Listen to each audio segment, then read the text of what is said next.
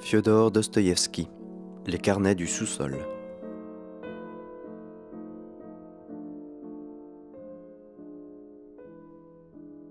Partie 2, chapitre 6. Je ne sais où, derrière la cloison, comme si quelqu'un lui pesait dessus de toutes ses forces, comme si on lui tordait le cou, une horloge se mit à râler.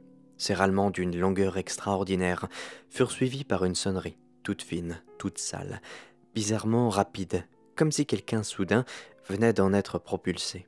2 heures venaient de sonner. Je revins à moi, mais je ne dormais pas. J'étais juste couché dans une semi-inconscience. Dans une pièce étroite, encombrée et basse de plafond, envahie par une immense armoire de robes et de boîtes de carton, des chiffons et un capharnaüm d'habits, l'obscurité était presque totale. Le bout de chandelle qui brûlait sur une table, au fond, finissait de s'éteindre, se rallumant juste un peu de loin en loin. D'ici à quelques minutes, ce sera la nuit complète. Je mis peu de temps à revenir à moi. Je me souvins de tout, d'un seul coup, sans effort, comme si cela me guettait en embuscade. Même dans l'inconscience, d'ailleurs, je gardais sans arrêt en mémoire une espèce de point qu'il n'y avait pas moyen d'oublier et autour duquel tournoyaient lourdement mes pensées endormies. Mais, une chose étrange, tout ce qui venait de m'arriver durant cette journée me parut là, à mon réveil, passé depuis des siècles, comme si depuis des siècles je m'en étais sorti. Ma tête brûlait. Tout paraissait tourbillonner devant moi. Ça me cognait, ça me bouleversait, me remplissait d'inquiétude. L'angoisse et la bile bouillonnaient à nouveau, et cherchaient une issue. Soudain, auprès de moi, je vis 2 yeux ouverts qui me fixaient, curieux, obtus. Ce regard, il était froid, indifférent, lugubre, totalement étranger. Il pesait, ce regard. Une pensée lugubre surgit dans mon cerveau, me parcourut le corps comme une répulsion. Un peu celle qu'on éprouve quand on pénètre dans un sous-sol humide et renfermé. C'était quand même bizarre que ce ne soit qu'à ce moment-là que ses yeux se soient mis à me regarder. Je me souvins aussi que, pendant 2 bonnes heures, je n'avais pas échangé un mot avec cet être. Cela ne m'avait pas semblé utile. Même tout à l'heure, je ne sais pas pourquoi, cela me plaisait. Maintenant, d'un seul coup, je me représentais cette idée de la débauche, absurde, répugnante, comme une araignée qui commence, sans amour, obscène, scandaleuse par ce qui devrait couronner le vrai amour. Nous avons continué longtemps à nous regarder l'un l'autre, mais elle ne baissait pas les yeux et ne changeait rien à son regard, de sorte que, je ne sais trop pourquoi, une terreur se mit à poindre en elle. Comment tu t'appelles demandai-je d'une voix brusque, pour en finir plus vite. Lisa, répondit-elle, chuchotant presque, mais sans aucune gentillesse, et elle détourna ses yeux. Je me tus un certain temps. Le temps qu'il fait aujourd'hui. La neige. C'est moche. Murmurai-je, presque pour moi, au désespoir, en me croisant un bras sous la nuque et en fixant le plafond. Elle ne répondait rien. C'était affreux, tout ça. Tu viens d'ici lui demandai-je une minute plus tard, presque la rage au cœur, tournant juste la tête vers elle. Non. D'où ça Riga, murmura-t-elle malgré elle. Allemande Russe. Ici depuis longtemps. Où Dans cette maison. 2 semaines. Elle parlait d'une façon toujours plus brusque. La chandelle avait fini de s'éteindre.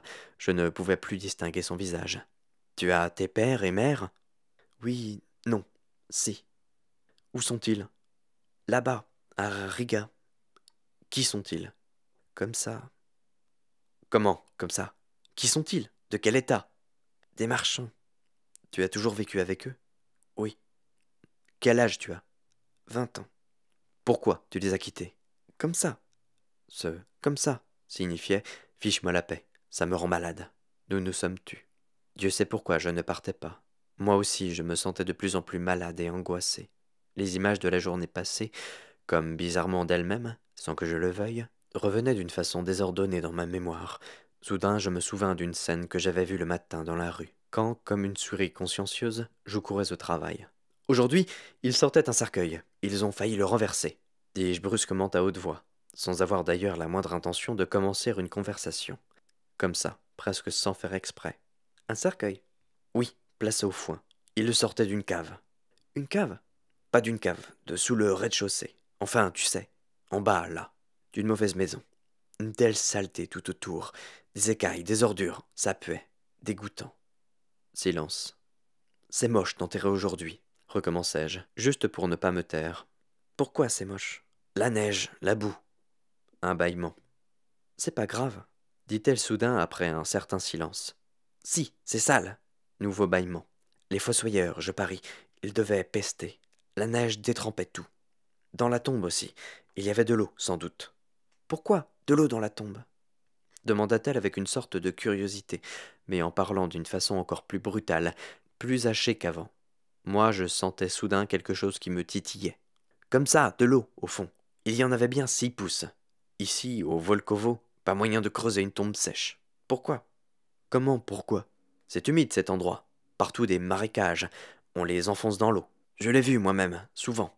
Jamais de ma vie je n'avais vu ça. Je n'avais même jamais été au Volkovo. J'avais juste entendu dire que c'était comme ça. Ça t'est vraiment égal de mourir. Mais pourquoi je mourrais répondit-elle comme si elle se défendait.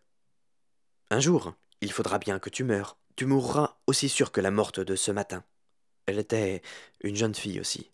De Phtisie, elle est morte. Une fille Elle serait morte à l'hôpital Elle doit déjà être au courant, me dis-je. Elle a bien dit une fille, pas une jeune fille. Elle devait de l'argent à sa patronne, répliquai-je. Cette conversation m'aiguillonnait de plus en plus. Elle l'a servi jusqu'à la fin, malgré la phtisie. Les cochers autour, ils discutaient avec des soldats. Ils racontaient. Sans doute ses anciens amis. Ça les faisait rire. Ils avaient l'intention même de faire son banquet de deuil dans une taverne. Là aussi, j'avais brodé pas mal. Silence. Silence impénétrable. Elle n'avait même plus bougé. Et à l'hôpital, tu crois que c'est mieux de mourir Mais c'est pareil. Et puis, pourquoi je mourrais ajouta-t-elle d'une voix agacée. Pas maintenant, mais plus tard. Même plus tard. Évidemment, là tu es jeune, maintenant. Tu es belle, fraîche. C'est ce qui fait ton prix. Mais un an de cette vie-là, tu ne seras plus pareil. Tu te faneras. Un an. En tout cas, dans un an, tu vaudras déjà moins, poursuivis-je avec une joie mauvaise. Tu passeras d'ici à un peu plus bas, dans une autre maison. L'année suivante, dans une troisième maison, toujours plus bas, plus bas. Et puis, d'ici 7 ans, ce sera place au foin, une cave, et dans le meilleur des cas. Mais le malheur que ce serait, si tu te découvrais une maladie, je ne sais pas, une faiblesse de poitrine, ou tu t'enrhumes, ou je ne sais quoi. Avec cette vie, les maladies coûtent cher. Ça se colle à toi, ça ne se détache plus. Et là, tu es morte. Eh bien, je serais morte, répondit-elle avec une colère franche. Elle fit un mouvement brusque. Mais c'est dommage. Dommage pourquoi Dommage pour la vie. Silence. Tu avais un fiancé, dis. En quoi ça vous regarde Je ne suis pas de la police, ça m'est égal. Pourquoi tu es fâché Tu as pu avoir des ennuis, bien sûr. Qu'est-ce que ça me fait Comme ça me fait mal. Mal pour qui Pour toi. Pas la peine, chuchota-t-elle d'une voix à peine audible. Elle bougea encore. Cela me mit en rage immédiatement. Quoi Moi J'étais tellement doux avec elle, et elle. Mais ça t'arrive de penser Tu penses que tu es sur la bonne voie Dis. Mais je pense rien. C'est mal de ne rien penser. Ouvre les yeux tant qu'il est temps. Justement, il est encore temps. Tu es encore jeune, tu es belle, tu peux aimer quelqu'un, te marier, être heureuse. Elles sont pas toutes heureuses, celles qui se marient, répliqua-t-elle en reprenant son ton brutal et saccadé. Bien sûr que non, mais quand même c'est beaucoup mieux qu'ici. Il n'y a pas de commune mesure, et puis avec l'amour, on peut même vivre sans le bonheur. Même dans le malheur, on vit bien. C'est bien de vivre sur terre, ce n'est pas grave la vie qu'on a. Mais ici, qu'est-ce qu'il y a, en dehors de cette puanteur Bah. Je me retournai avec dégoût. J'avais cessé de philosopher d'un air distant. Je commençais à ressentir moi-même ce que je disais, et je m'échauffais. C'étaient déjà mes petites idées les plus secrètes, celles que j'avais nourries dans mon trou, que je rêvais d'exposer. Quelque chose venait de s'allumer en moi, un but venait de m'apparaître. Ne me regarde pas, moi, si je suis là. Je ne suis pas un exemple. Je suis pire que toi, peut-être. Remarque, j'étais saoul quand je suis entré, ajoutai-je, pressé quand même de me justifier. Et puis, un homme, ça ne peut pas être un exemple pour une femme. Ça n'a rien à voir, moi. Je peux me souiller, je me salis. Mais je ne suis l'esclave de personne. Je viens, je repars, je ne suis plus là. Je m'époussette. Et une fois encore, je ne suis plus le même. Mais toi, à commencer par ça, tu es une esclave. Oui, une esclave. Toi, tu donnes tout, toute ta liberté. Après, tu voudrais déchirer tes chaînes. Plus possible. Tu seras enchaîné de plus en plus fort. C'est une espèce de chaîne maudite. Je sais ça. Je ne te parlerai même de rien d'autre. Tu ne comprendrais pas, sans doute. Mais dis-moi, tu as déjà des dettes envers ta patronne, je parie. Ah, tu vois, ajoutai-je, même si elle ne répondit pas. Mais elle m'écoutait de tout son être. La voilà ta chaîne. Maintenant, plus moyen de se racheter. Vous êtes toutes pareilles, comme son âme au diable. Et moi, en plus. Peut-être je suis aussi malheureux que toi. Qu'est-ce que tu en sais? Et c'est exprès que je me mets dans la fange, parce que j'ai mal, moi aussi. Il y en a qui boivent, par douleur. Moi, par douleur, je suis là. Hein? Dis-moi, qu'est-ce qu'il y a de bien, toi et moi, là? Hier, nous nous sommes connus. Nous ne nous sommes pas dit un mot. Et toi? C'est après, comme une furieuse, que tu t'es mise à me dévisager. C'est ça, l'amour? C'est comme ça qu'un être humain doit connaître un autre être humain. Mais c'est une horreur. Voilà ce que c'est. Oui, répondit-elle, d'une voix brusque et hâtive. Je fus même surpris par la rapidité de ce oui. Donc, elle aussi peut-être, cette même pensée lui roulait dans la tête, quand elle était en train de m'examiner. Donc, elle aussi, elle était capable de certaines pensées. Nom d'un chien, c'est curieux, c'est proche, me disais-je, tout juste si je ne me frottais pas les mains. Et puis, comment ne pas trouver un accord avec une âme si jeune? Le jeu qui m'entraînait surtout. Elle tourna la tête, plus près de moi, et me semblait-il dans le noir, elle mit sa paume sous sa joue. Peut-être me regardait-elle, comme je regrettais de ne pouvoir distinguer ses yeux. J'écoutais sa respiration profonde. Pourquoi tu es venu ici? Commençai-je avec déjà une certaine assurance. Comme ça. Mais c'est bien, quand même, de vivre dans la maison de son père. C'est douillet, c'est libre, son nid à soi. Et si c'est encore pire? Une idée me traversa l'esprit. Trouver le ton juste, autre chose que le sentimentalisme pour trouver le point faible. Mais cette idée ne fit que me traverser. Je le jure, elle m'intéressait vraiment. En plus, je n'avais pas toutes mes forces, j'étais en bonne disposition. Et puis la tricherie se marie si bien avec le sentiment. Oh oui, m'empressai-je de répondre, tout peut arriver. Moi, par exemple, je suis sûr que quelqu'un t'a fait offense, et que ce sont eux qui sont coupables devant toi, plutôt que le contraire. Je ne sais rien de ton histoire, bien sûr, mais une jeune fille comme toi, ce n'est sans doute pas par plaisir qu'elle se retrouve ici.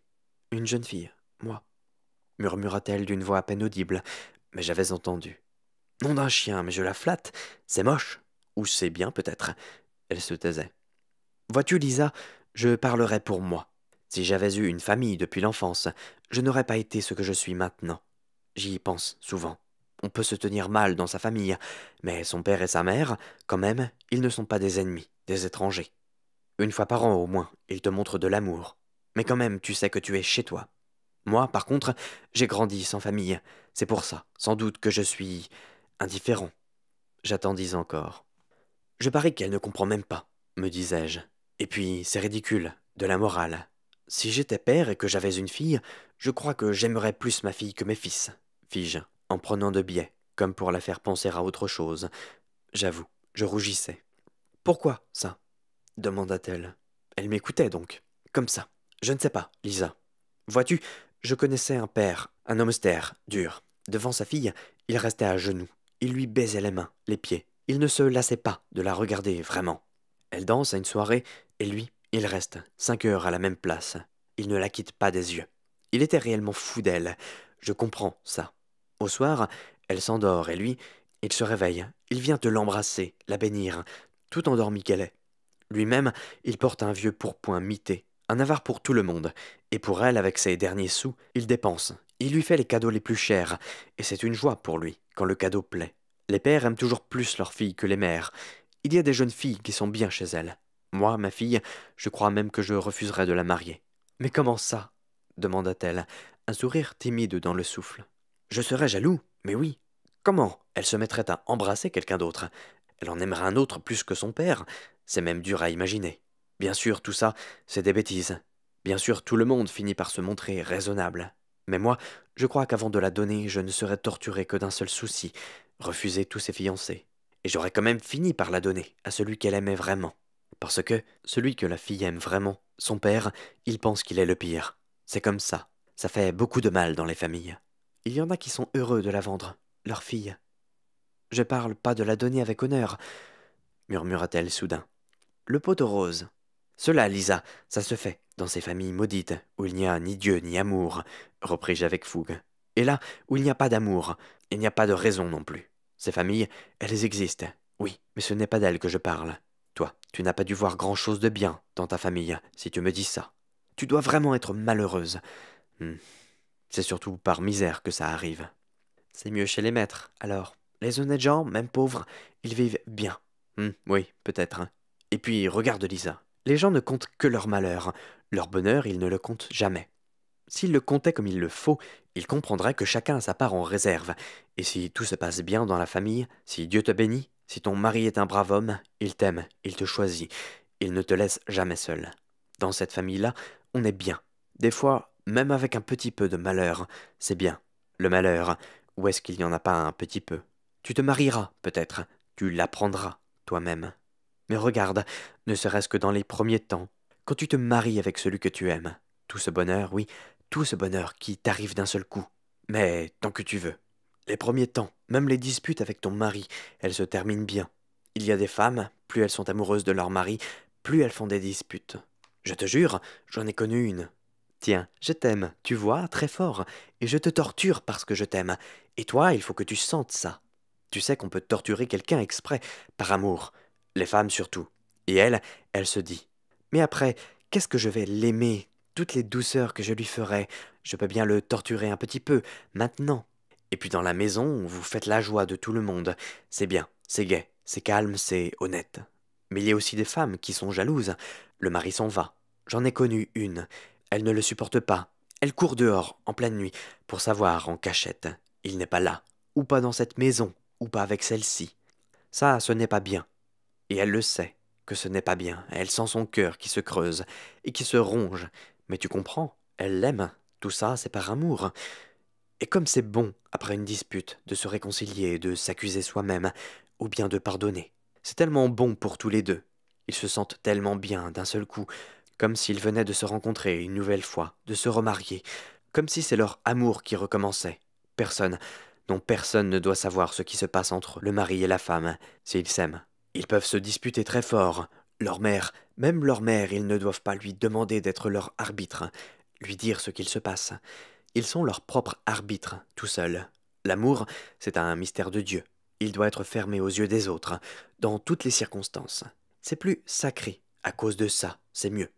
On se respecte plus, et tant de choses sont fondées sur le respect. Et si l'amour est là, au départ, si l'on se marie par amour, pourquoi est-ce qu'il diminuerait? Il n'y aurait pas moyen de le sauver. C'est tellement rare quand on ne peut pas le sauver. Si tu tombes sur un mari honnête et bon, là, ton amour, comment est-ce qu'il ne pourra pas passer? Le premier amour, celui de la nuit de noces, il peut passer, bien sûr, mais c'est un autre amour, meilleur, qui lui succède. Là, c'est les cœurs qui se rencontrent. On met tout en commun, on n'a plus de secrets l'un pour l'autre. Puis viennent les enfants. Là, tous les temps, même les plus difficiles, te paraissent un bonheur. Il ne s'agit que d'aimer et d'avoir du courage. Même le travail, là, il devient joyeux. Là, même parfois, on se refuse du pain pour le donner aux enfants. Même ça, c'est une joie. Parce que, après, eux, pour ça, ils t'aimeront. Donc, c'est pour toi que tu mets de côté. Les enfants qui grandissent, tu sens que tu es leur exemple, leur soutien. Que si tu meurs, eux, toute leur vie, ils porteront avec eux tes pensées, tes sentiments. Parce qu'ils les ont reçus de toi. Ils prennent ton image, ta semblance. Donc, c'est un grand devoir. Comment le père et la mère pourraient ne pas se rapprocher encore? On dit, tiens, que c'est dur d'avoir des enfants. Mais qui dit ça? C'est un bonheur du ciel. Tu aimes les petits enfants, Lisa. Moi, c'est affreux comme je les aime. Tu sais, un petit garçon comme ça, tout rose, il te tète le sein. Mais quel mari ne sentirait pas son cœur qui se retourne pour sa femme quand il la regarde s'occuper de son enfant? Le petit bébé tout rose, tout joufflu. Il tend ses petits bras, il s'étire. Ses bras, ses jambes, on dirait des bonbons. Ses petits ongles, tout propres, tout petits. Si petits, ça fait même drôle à voir. Les yeux, comme s'il comprenait tout, déjà. Et quand il tète, quand il te tire le sein avec sa petite menotte, quand il s'amuse, son père s'approche, il laisse un peu le sein, il se déhanche pour se retourner vers lui. Il regarde son père et il se met à rire, parce que Dieu sait comme c'est drôle. Et il se remet à téter. Sinon, des fois, le sein de sa maman, il le mordille s'il fait ses dents, et en même temps, il la regarde comme ça, de coin. Tu vois, comme je t'ai mordu? Est-ce que tout ça, ce n'est pas le bonheur à eux trois, le mari, la femme et le bébé, ensemble? Pour des minutes pareilles, on pardonnerait beaucoup. Non, Lisa, sans doute. Il faut d'abord apprendre à vivre soi-même avant de faire la leçon aux autres. Par les images, par ce genre d'images, je t'aurais, me disais-je, et je vous jure, je parlais avec ardeur. J'en ai rougi d'un coup. Et si, soudain, elle éclatait de rire, hein, où est-ce que je me cacherais? Cette idée me rendit furieux. À la fin de mon discours, je m'étais réellement échauffé, et l'amour-propre, je ne sais pas qui y souffrait. Le silence durait. J'ai même eu l'idée de la pousser. Ben vous, alors? Fit-elle soudain, et elle s'arrêta. Mais j'avais déjà tout compris. Il y avait quelque chose qui tremblait maintenant dans sa voix, par ses accents brutaux. Pas ces accents brutaux, grossiers, revêches, que je venais d'entendre, mais quelque chose de doux et de pudique, de tellement pudique que je me sentis moi-même pris de pudeur, je me sentis coupable. Quoi? Demandai-je avec une curiosité pleine de tendresse. Vous? Quoi? Ben vous, comme dans un livre? Dit-elle, et de nouveau, j'entendis je ne sais quoi d'ironique dans sa voix. Elle me pinça au vif, cette remarque. J'en attendais une autre. Je n'avais même pas compris qu'elle faisait exprès de se masquer, dans l'ironie, que c'était là le dernier refuge courant des gens au cœur pudique et droit, quand, d'une manière grossière et insistante, vous voulez pénétrer dans leur âme, des gens qui, par fierté, résistent jusqu'au dernier instant et craignent d'exprimer devant vous ce qu'ils ressentent. À cette timidité qu'elle avait mise à s'approcher, en plusieurs répliques de sa note d'ironie, avant de se décider enfin à l'exprimer. J'aurais dû la deviner, mais je n'ai rien deviné. Une pulsion mauvaise m'avait déjà saisi. Attends un peu, me dis-je.